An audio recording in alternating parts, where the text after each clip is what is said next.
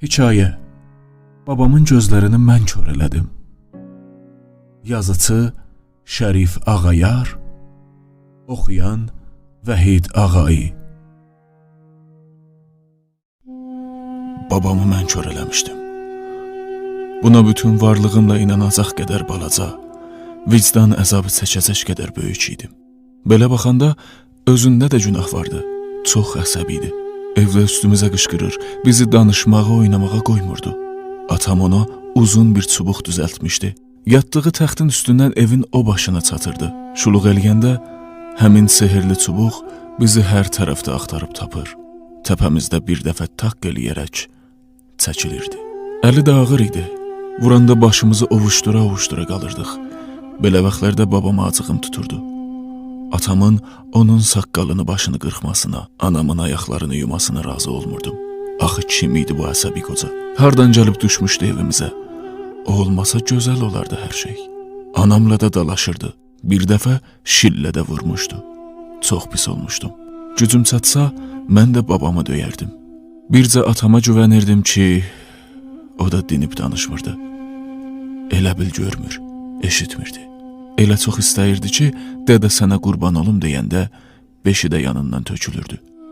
Tızığı qalxanda qarşısında çömbəlib ayaqlarını isti suya qoyurdu. Paltarını dəyişməyə kömək edirdi. Küləkli havalarda qolundan tutub su başına aparırdı. Babamsa bunun əvəzində əmimi çox istəyirdi. Bütün günü üstünə düşürdü ki, evlənsin. Əmim onu vecinə almırdı. Eləcə gülüb keçirdi. Nə vurursan ey? Bir dəfə balaca əlimi irəli uzaldıb qışqırdım. Lap hirsləndi. Yatağından qalxıb dalımca düşdü.